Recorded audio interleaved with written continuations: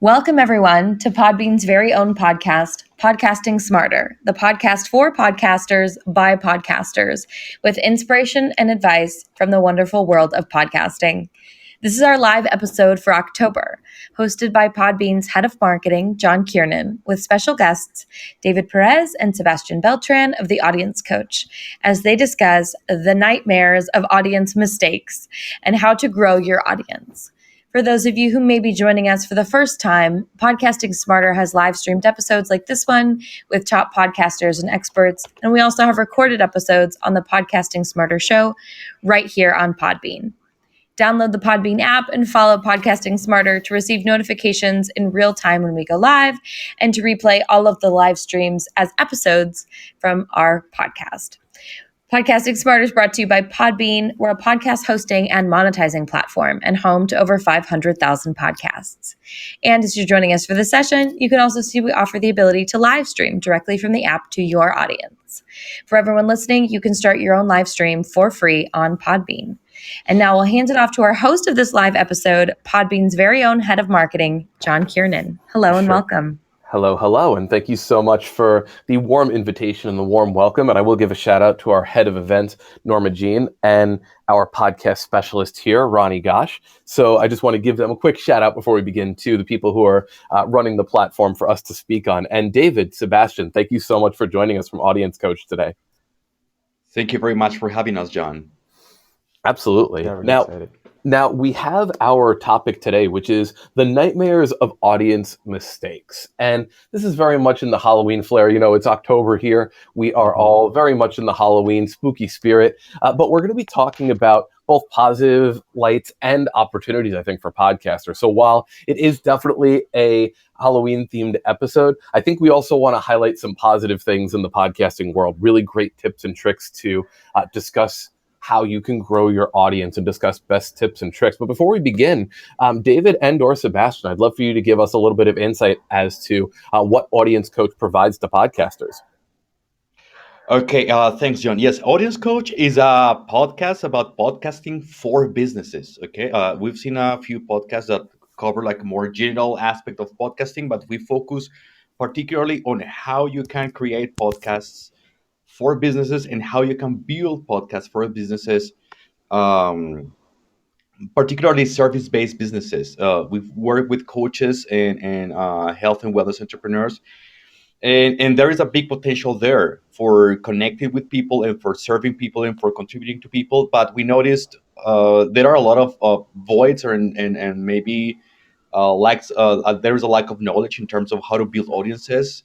That's why we are helping people through Audience Coach. And I think that's really important to touch on too, because like you said, you're working with businesses, you're working with people who probably have a lot of content that they can provide and a lot of messaging that they'd like to get out to an audience. But when it comes to growing an audience, I think their misconception a lot of the time is once I have the product and simply put it out there, people are going to listen to it. And I think that's certainly part of it. But I think there's a lot of facets to being able to grow the market here. So let's just start right from the beginning here. The one thing that I think really helps out with growing your podcast is giving expectation to your listeners as to what they can expect, not just from, okay, this is my podcast and this is the content that I'm going to cover, but also really considering about that content. Let's just stick there for a sec. I want to ask you, and I'll actually pitch this to Sebastian first. How does the content of a podcast affect audience growth, in your opinion?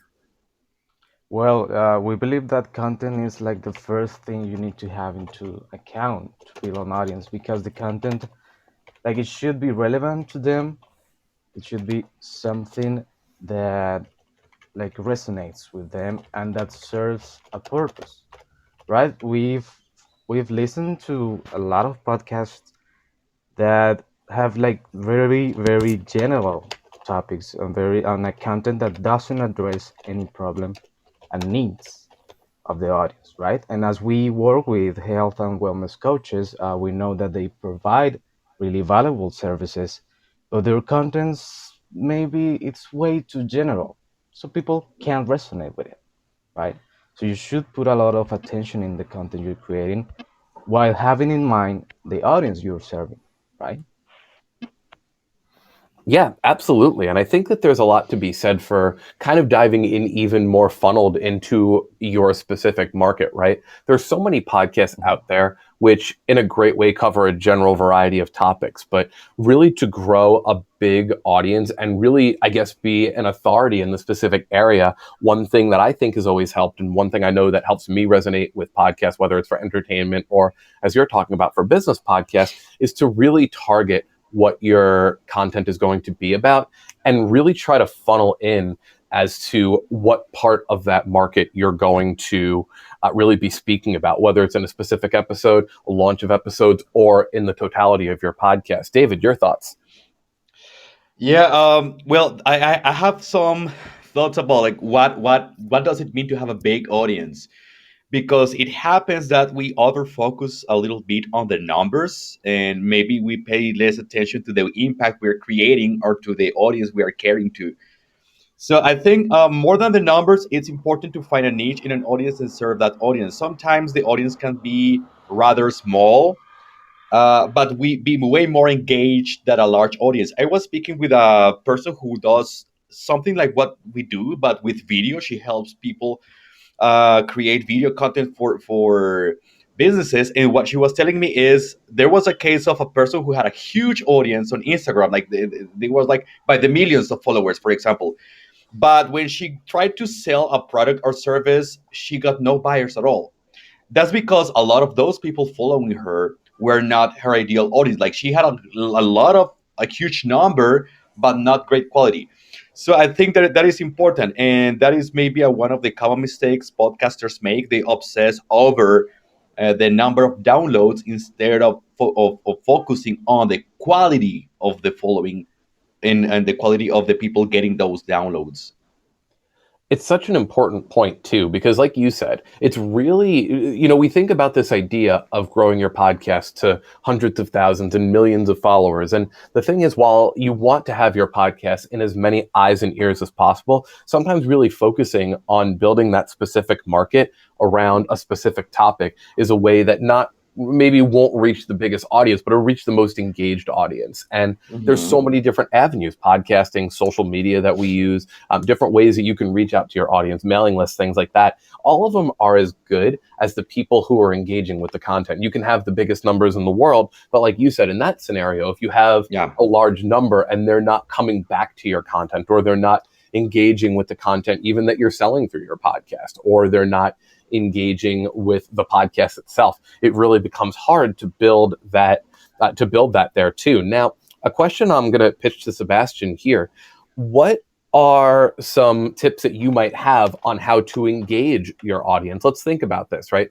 Let's think about that you have this great content. We know, okay, we're going to go ahead and funnel to this specific market. We're going to create this kind of content to serve this market. What are some tips that you might have or some strategies that you could offer for ways to engage your audience? Well, the first thing that comes to my mind is to always show up, right? There is something in podcasting, the podcasting community that we found, and is that it's very common this pod fading phenomenon, right? That people like start creating a podcast, and after 10 or 12 episodes, they simply disappear without any notice. So the first thing to keep engaged, to keep your audience engaged, is to always show up, right? Be consistent with your content, be consistent producing content. And the other thing is ask questions, right? Interact on Facebook groups. Find where your audience is and make part of that, of those spaces, and interact with them. Just ask questions, but not in like in an advertising mood. Like you don't want to push things and say people, hey, go listen to my podcast, but genuinely go and try to help them, right? Ask questions and provide answers at the same time. Help people, right? And as you are in those spaces, you need to listen to people, or if it's a Facebook group, for example, you need to read people. So the thing is that you need to get content ideas from them, not for what you think they'll need, because that's like the first approach we always have, is to create episodes of topics that we believe our audience needs, but maybe that's not the case. Maybe our audience needs something different. So you need to listen to your audience and provide solutions to the problems and issues. I think that's the key to keep an engaged audience. Absolutely. And I think that when we think about what our content is, whether it's the podcast or the content you're putting out to supplement the podcast, we think of a lot of this content as simply just something that we put out. But your content should serve a specific need. Whether that's even, for example, if your podcast is specifically for entertainment, listen to your audience and see if people are resonating with the kind of style that you're delivering. If you are delivering news on a specific market, see if the specific outlets that you're covering are garnering that traffic for you. Or if it's, let's say, a really, really niche market, there's different ways to really decide and figure out what's going to grow you in the space and in the way that you want to. And I think something that's important too, this is something I don't know if it gets called out as much, but one thing I like to say is once you have an engaged audience, once you have people, even once you have someone who's coming for an episode or two, there's nothing wrong with activating your audience in the moment and working to build momentum, right? So when you're having your podcast episode, I don't think that there's ever anything wrong with asking your audience to do something, maybe mid-episode or even at the beginning of the episode. Hey, if you like what you hear, please feel free to rate and review us on iTunes. It really helps the show. Feel free to share this with your friends. Give people those calls to action. I think what happens is, and this is a thing that I've seen over the course of time, and I'd love your thoughts on this, David, not only is growth based on how many people are coming to your show, but it's also audience retention, right? It's based on not only how many people can you get in the door, but how many people can you have stay at the party. What are your thoughts about that? I totally agree with you, John. I think audience retention is a key component of creating good content and creating a good podcast. This is why listening, as Sebastian was talking about, is such an important thing, because as long as you are open to listen to your audience, your content is always going to be relevant to them. And if it's relevant, so they're going to stick to the podcast and be a listener for a long period of time. I don't know, 6 months, 10 months, for years even. So that is going to be super, super important. And when you mentioned, for example, it's okay to include additional calls to action. I totally agree with that.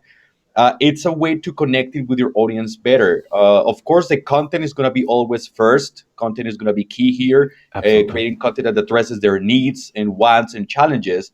But you can also introduce mid-rolls or calls to actions that are relevant to the content that is being shared. But that also helps you connect with the audience better. For example, what we do, for example, with us is we have some courses, because we understand some challenges people have when recording podcasts.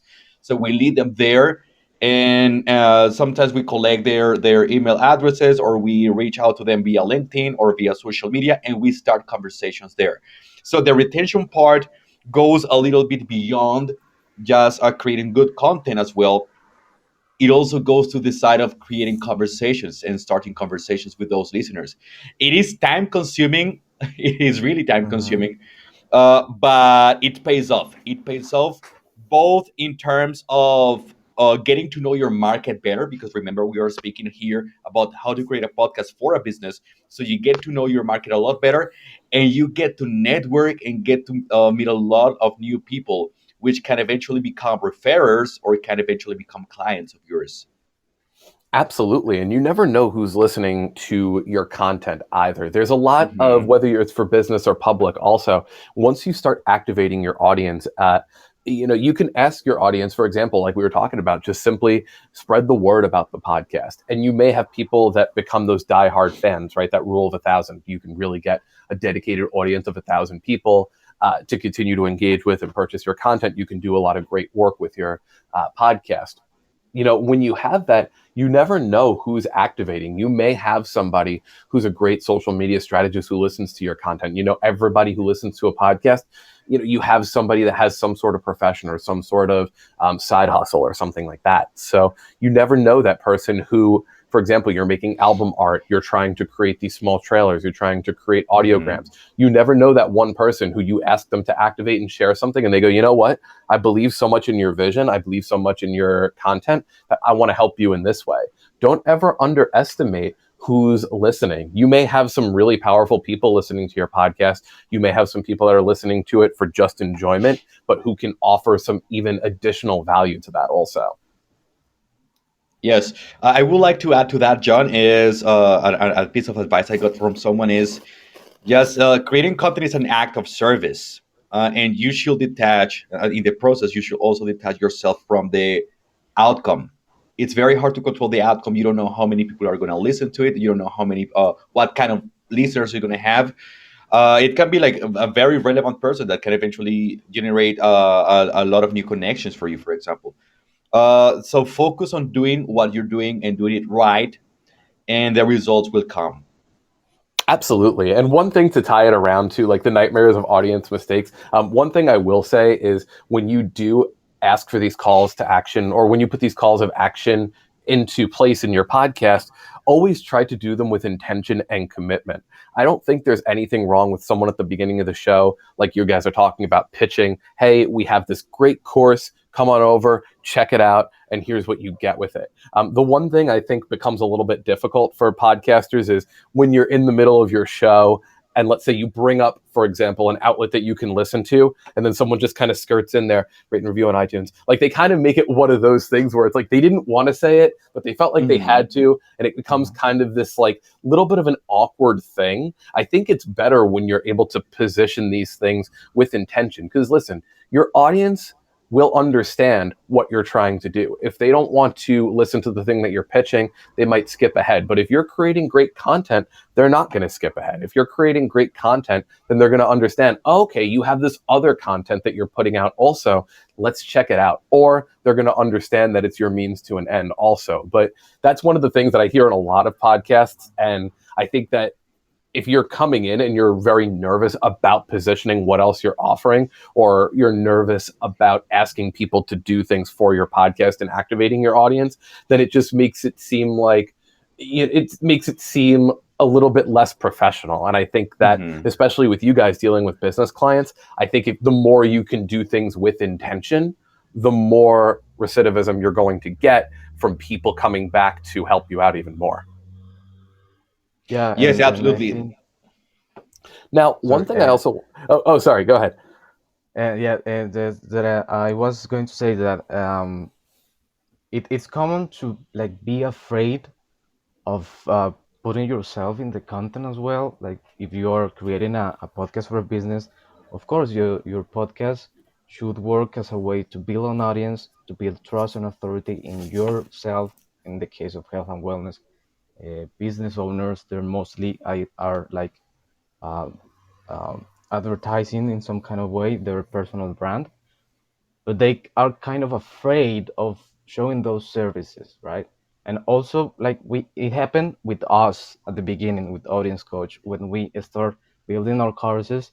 We were like afraid of adding a mid role to lead people to our resources because we like focused a lot in the content that we forgot that we also are providing this other service. And the important thing is that, as you said, is that commit to that, and it should be relevant. It should be connected with the content you're offering, right? You shouldn't, like as you said, in the middle of from the middle of nowhere. So give me a 5 stars review on iTunes, or offer a product that has nothing to do with your audience needs and issues, right? So don't be afraid to do it, but also have in mind that it should be relevant to your audience. It should be in the right place in the right moment, right? Yeah, absolutely. I agree with everything that you're saying there. Now, one thing also that I think can really help engage an audience is when you're talking about activation. Okay, what's going to activate an audience? One thing that I've actually had a lot of success with is when I've wanted to grow the podcast, doing different special events, like doing giveaways, for example. One podcast that I had run a couple of years ago, we wanted to grow our podcast into new eyes and ears. And it was in the niche of professional wrestling. And one thing that we did was we said throughout the month of, I'm just choosing a random month right now, through the month of October, if you do these 3 things, you listen to the podcast, you share it, and you tag more people to listen to the content, you'll automatically get entered into a raffle where you can win $100 gift card to this store to purchase wrestling items, right? I think that's an effective strategy also in building an audience. David, what do you think are some other effective strategies for building an audience, or what do you think of the concept of giveaways? Okay. Yeah, I was thinking of giveaways. We have participated in two And giveaways in the two last giveaways. 12 months. Yeah. The results have been amazing. Both in terms of the new listeners you get, and also the other professionals that you get in contact with, because the giveaways we have run are like usually in teams. Like we have a group of professionals that offer different services, so we get together and we have those giveaways, and they have been very, very effective, very effective. So I will totally recommend, if you have a chance to meet with other professionals in your area or in your industry and run an online giveaway. It's a great experience and it pays off, definitely. Another strategy that has worked for us to activate the audience is use very specific calls to action. For example, okay, if you like this episode, like or share or give us a review, that's fine. But we also say, if you have one person, and think of one person, think of the name of that person. Like, we want to help them picture that image in their minds of the person that can help by sharing that content. So we tell them, think of that one person that is going to benefit from this. Think of that one person that is struggling with this, and you can help them by sharing that content with them.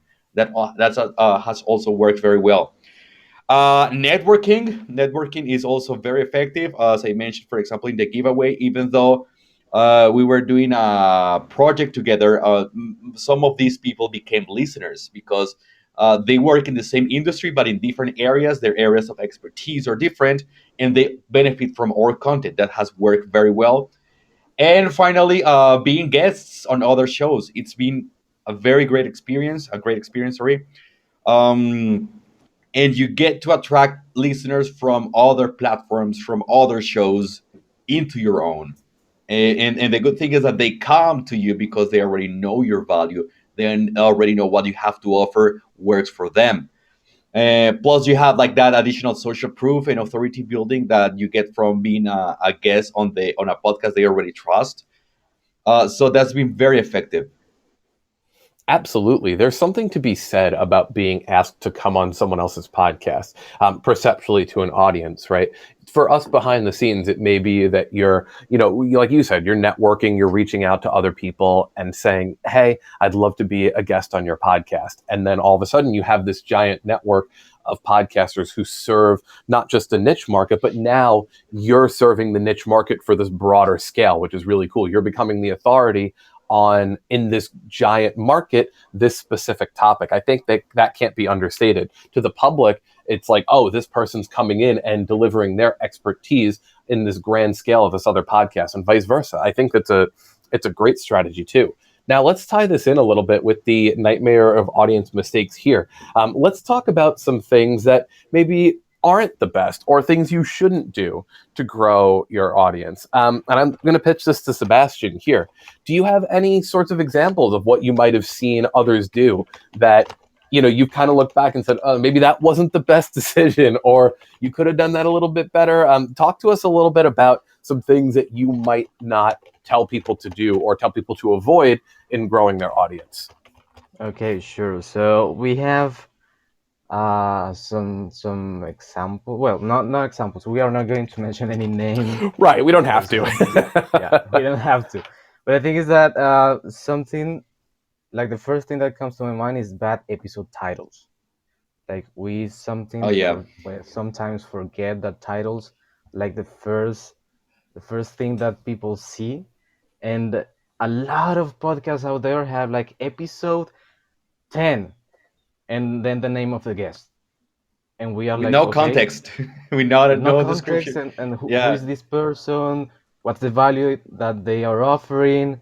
Like we don't have any information, and that's like it doesn't catch any attention, so people probably are not going to listen to that episode. The first thing, bad episode titles. The second thing about mistakes while building an audience is the me-centric content. And what is the me-centric content? Is those pieces of content that are all about the host, right? I am, I do, I have this, I that. It's only about I, me, myself, right? And they normally forget about the audience. As we mentioned, like in the beginning, your audience should be your focus, and the content should serve them, should be of help to them, right? So me-centric content is always a mistake because people are not going to relate to the content, and they are going to feel like you're bragging about what you do, Yeah. right? Yeah.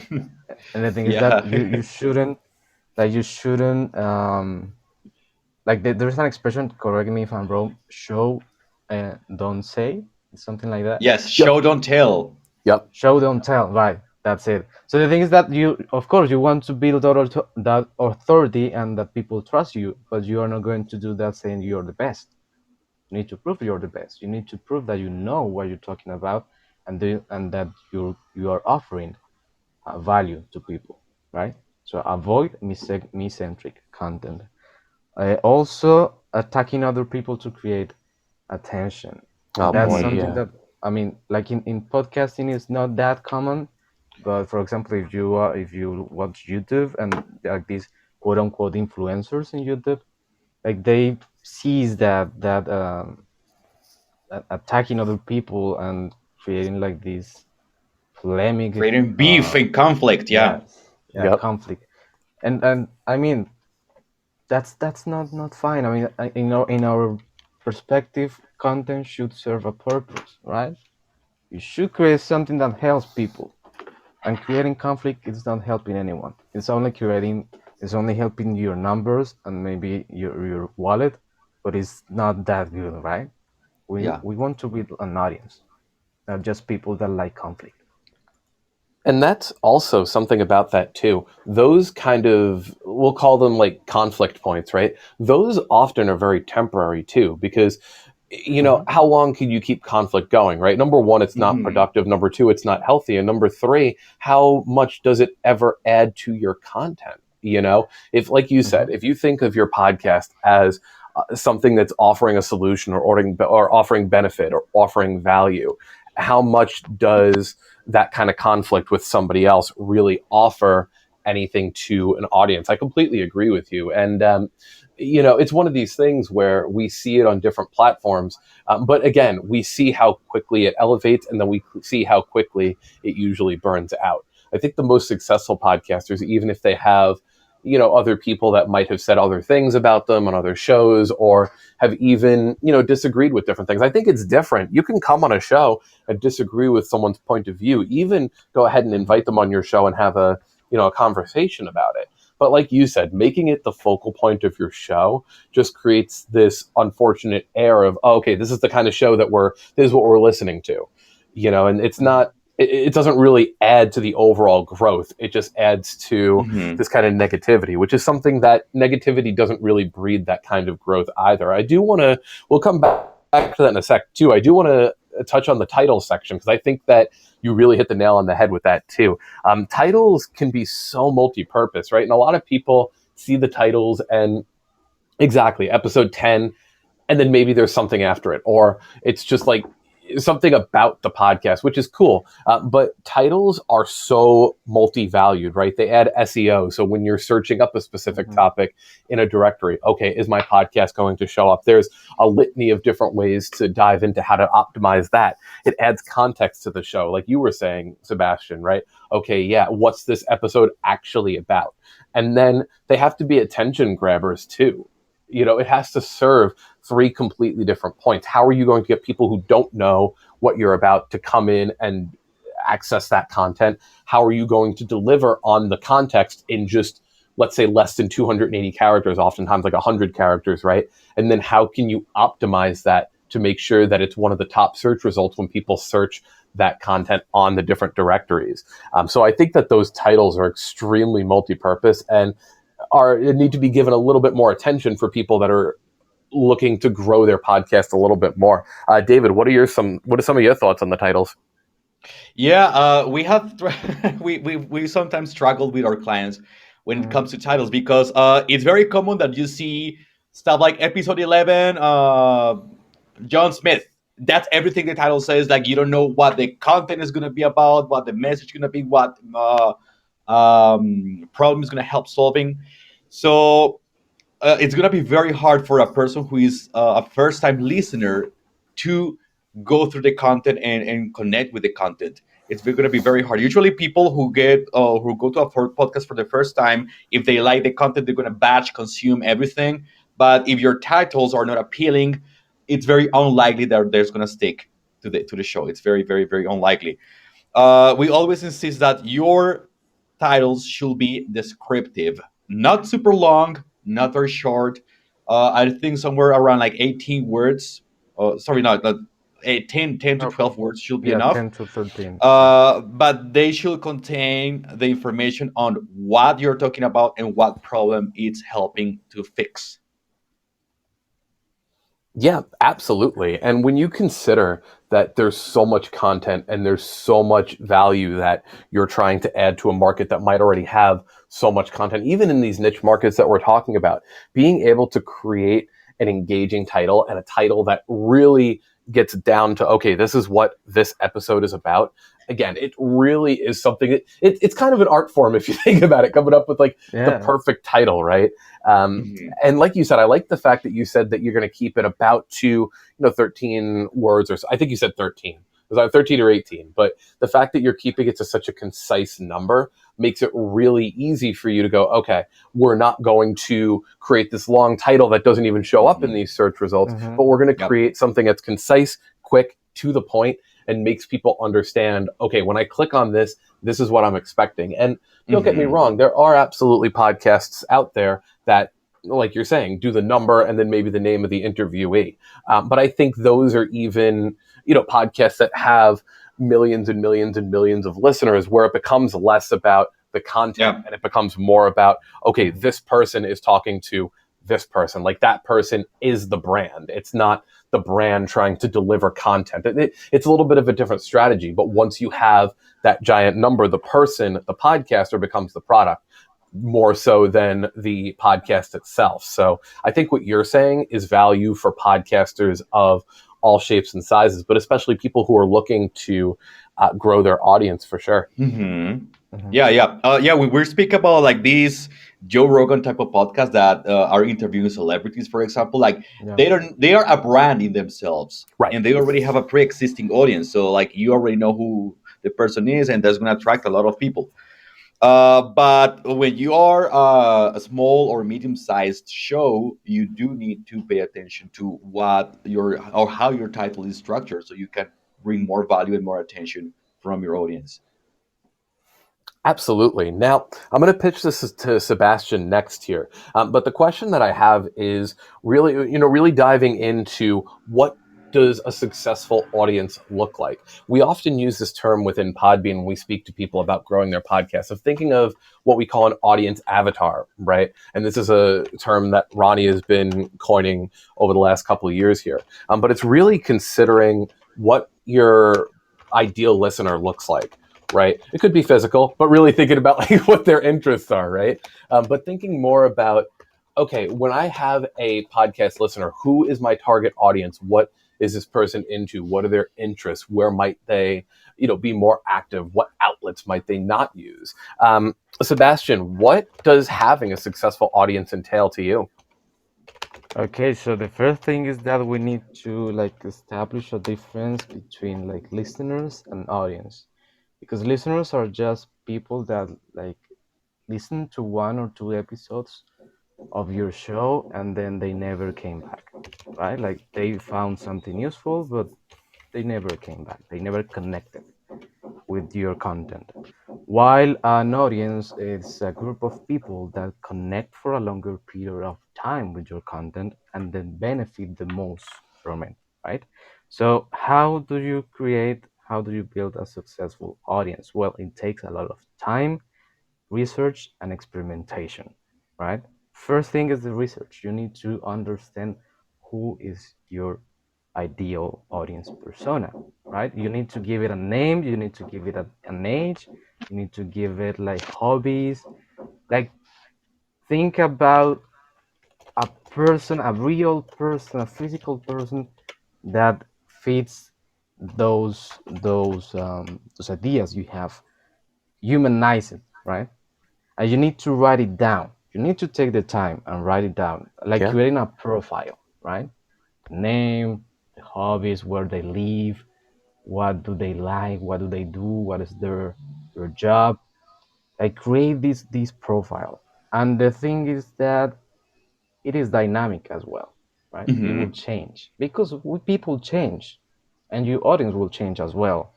Maybe they're struggle with something and then they solve that, so they have new ideas, new problems to solve, new issues. So you need to also have in mind that an audience is never static; it's dynamic.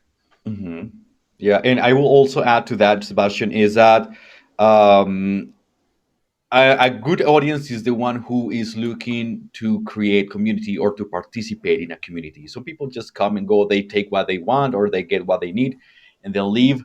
But you see a lot of people wanting to build community and collaborate with each other, and eventually they see you not just as a person who creates content, but as a potential partner or as a strategic ally. So this is very important. And something else that Sebastian mentioned is the thing of an ideal audience is just a point of reference, but it doesn't exist as such because it's always changing. Like the people who are listening to you now in 2021 are not gonna be the same people who are gonna be listening to your podcast in 2022, and the type of content is going to be different because the challenges are going to change, the market is going to change. So you should be updating your audience persona, which is something you should have written down, by the way. You should be researching and updating this every 6 months at least to stay relevant with your content and with the people you are talking to. I like how you brought up that not only does your audience change, but also the content can change too. You know, when we think of our podcast, I always like to think of a podcast as a brand, right? A lot of people think about just their podcast. Okay, this is the place where I can put my thoughts out into the world, even more into a niche market like we're talking about. But when you think of your podcast as a brand and you think about how the markets around brands change over time, and even something is down to the solution of how you record.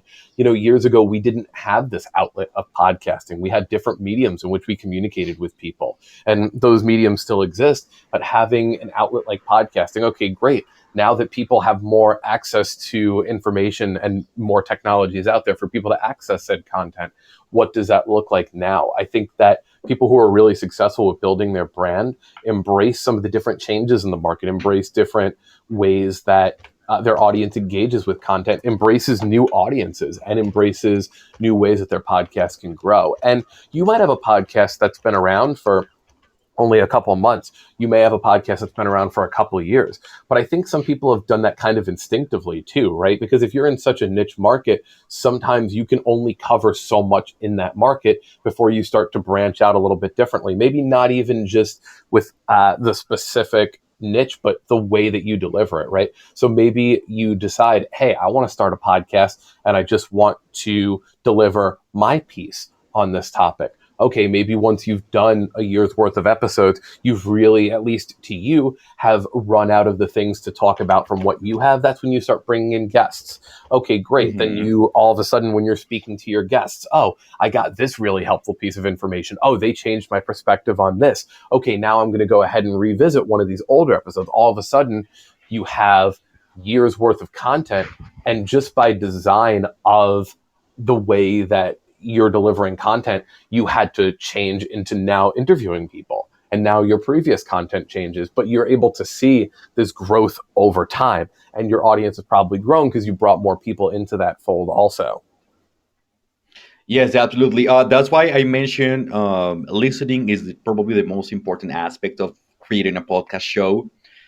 Because as you listen, you get to discover a lot of new topics and challenges and goals and objectives and frustrations your audience has that you had no idea about.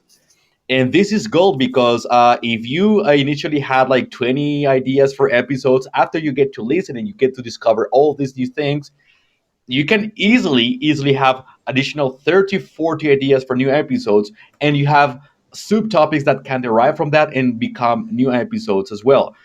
So when you get to listen to your audience, you get to learn what they need and want all the time, and these things are going to be changing. And I really like what you mentioned about having guests on your show. uh, I think it's been crucial for us because even though we are experts in a particular area, some of the needs and necessities our audience expresses are go a little bit beyond our scope or beyond what we can cover. So that's where we bring in guests, and we and then that brings a great benefit because I mean we get to connect with the audience while still bringing that value that they need. Yeah, absolutely. Now, let's talk a little bit here on how to let's talk about this.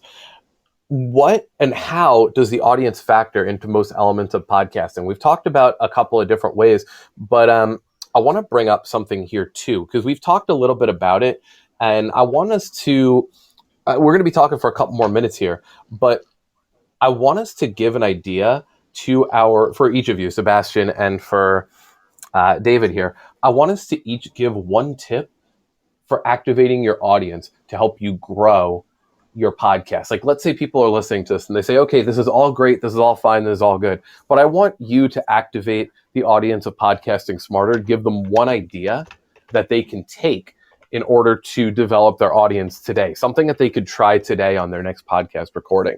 And we'll start with Sebastian, and then we could talk about that. And then David, I'd love to hear your input too and your one idea. Okay, right. So, one tip. Uh, And then I'll give mine too. yeah. Okay. Perfect. So I think you should create a lead magnet, right? A lead So magnet, let yes. so let's suppose you have in your web page, for example, a section with resources, right? Resources that are useful to your audience are the result of a listening exercise, and that you know for sure that it will help your audience with any situation they have. So you have in your podcast a call to action. It could be at the end. It could be a mid roll. I mean, the better, the best place you consider, and you say, okay, if you like this episode and you like to know more, here's the link to the resources we have, and that activates the audience because they say, okay, I found this episode useful, and I want to learn more. I want to educate myself more, and that creates like that makes the conversation continue, right? Because people are not just going to listen to an episode, but they are going to go and have another resource, right?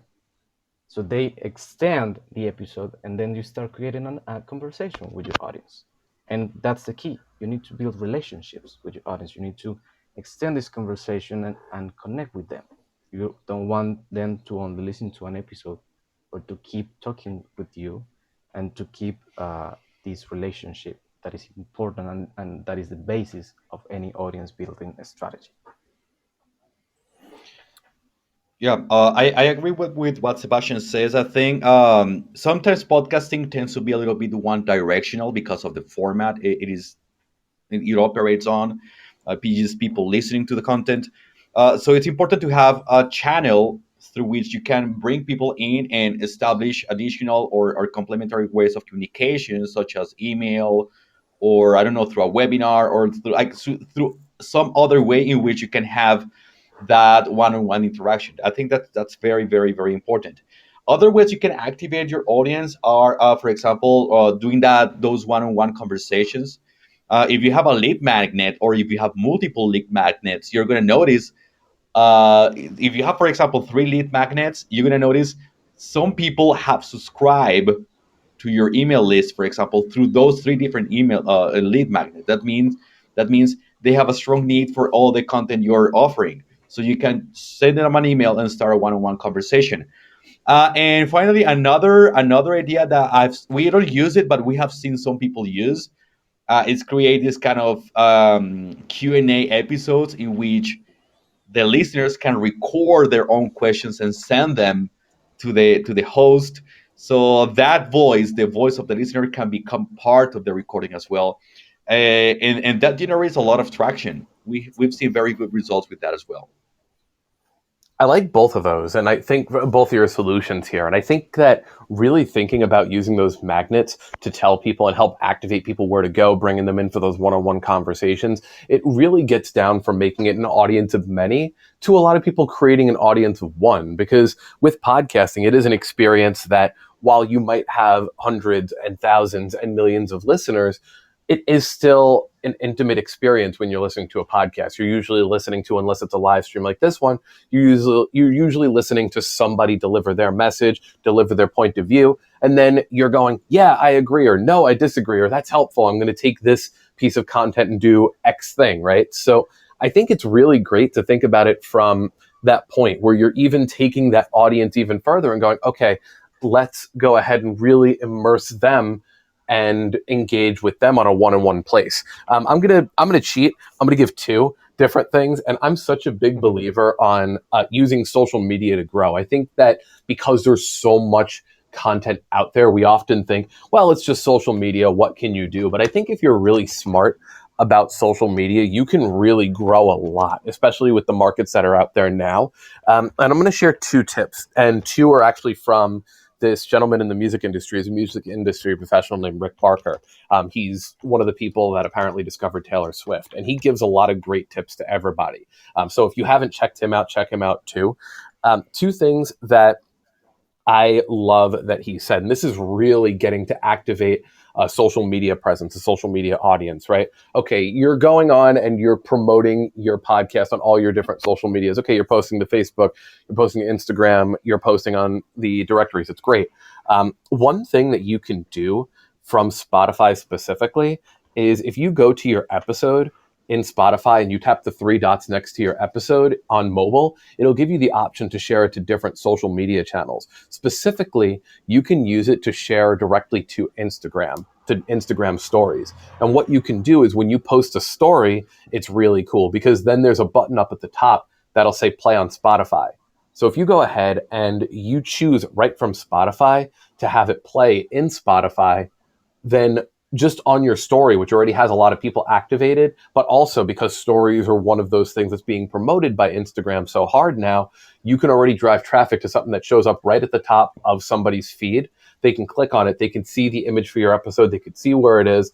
And then they can go ahead and just simply click on that link to be directed to it. And that kind of gets into the theory of, okay, if you're trying to direct people from your website to different parts of your website, you don't want someone to have to click more than 5 times, right? You can really get that click rate down to 1 or 2. Someone sees something in the top of their Instagram. Okay, great. They click on it. They click on Spotify and they're listening to your podcast episode. And it's something that I challenge people to do for 30 days. Every day, go ahead and do that for an episode, even if it's past content, especially if you're doing content that's evergreen. You can go ahead and get a lot of traction off of that and even get a lot of play off of previous episodes. Remember, you are diving into getting an intense, engaged audience, but you're still going to have some people that are only listening to an episode here, an episode there, people that might have only listened to your your current episodes, but they might not have gone back and checked out your previous log of episodes too. Here's another thing too that I'll recommend, and this kind of skirts on a couple of different places, but there are a lot of podcasters who have a lot of success when they, for example, say, go ahead, rate and review me on iTunes and let me know via email that you did it, and I'll shout you out on the show. Find ways that you can call out that audience and kind of talking to what we just spoke about making this medium of podcasting where we're trying to embrace everybody. You're then able to create this link between you and one other person. Even if it's, hey, if you donate $10 to the show, I'll go ahead and I'll shout you out on my show or on social media. You can even take that a step further. If you go ahead and you see someone subscribes to you on your social media channel, take the extra step, record a quick 10-second video saying, hey, thanks so much for checking me out on here. Hope all is well with you. And I'd love for you to check out this episode that's coming here. It's a little bit more work, like you said, at the end of the day, or because you had said earlier that building your audience's work. It absolutely is. But I It think is, the more yes. you can individualize these experiences with people, the more results you're going to see in growing that audience. Because remember, growing the retention is the big part of growth here. And how do you grow? You make people feel like they're part of that world of your podcast. And how do you do that? You make them feel like they're really part of it by engaging them in these different ways. Yes, yes, I absolutely agree. Building an audience is something that takes time and work and effort. We usually have the issue that is not only related to audience building, but I think to everything in life and business, is we compare ourselves to other people who are very Mhm. popular and very famous and who have a lot of resources, and it's because they have done a lot of work through a long, long, long time, like even years. So. It is important to be aware that we are in our chapter 1 or chapter 2, whereas the other people might be in their chapter 20, in their chapter 40, and there Right. is no point of comparison. There is no point of comparison. Plus, our objectives and our goals are different. So it's crazy. It's crazy to expect sometimes like a overnight success or like a big Mhm. audience with little effort. It doesn't happen. It takes time. It takes making mistakes. This is also very common. We're wishing for magic formulas. There are no magic formulas here. Sometimes you can do all the right things but not get the results you want. It's a matter of being alert to the signals and adjusting and learning as you go. Absolutely. I still remember because a lot of my background is in music too. And I remember going to one of these music conferences here in the Northeast called Launch. And I remember that they were having a similar conversation about, how do you grow your music audience? And a lot of the parallels for any business, whether it's music, whether it's a business, whether it's a podcast growth, it all kind of translates together. One of the biggest things they said is you want to grow your music, don't break up. Meaning like a lot of people won't go for the long game. A lot of bands will break up within a year or two. And I think that also comes to different podcasters. It is a long game. If you are being aware and conscious, like you both are saying, Sebastian and David, and you're continuing to grow, but you're not giving up on your podcast and you're continuing to deliver great content, you're updating your content, you're updating the ways that you communicate with people, you're going to have this catalog that people can go back to. That way, you release this episode, then they can go back and listen to your previous catalog. There's so much that you can do, but just continuing your podcast is such a big part of it. Continuing to build that schedule with people. Okay, cool. We're going to release this episode at this time. We're going to have this content come out at this time. There's so many different ways that you can do it, but just continuing really and updating things that you do is going to help you grow your podcast. I love what you guys said at the beginning too. Don't obsess about your numbers. I've always said Mhm. don't be ashamed of your growth. We tell people all the time, if you want to go into different conventions and things like that, or you want to have different guests, you should always have a press kit. Right. And some people will ask, oh, should I include my numbers in my press kit? They're kind of low. The thing is, I always tell people, just like you said, don't be ashamed of your numbers. Don't be ashamed of your downloadership. You may think that your downloadership is low when in actuality it might be quite high. You may have a specific downloadership that speaks to that specific market. And just simply you being professional and having a press kit, don't ever underestimate your professionalism being such a big factor in somebody choosing you, even if you just started. So I think there's so much that can be said on all of those fronts also.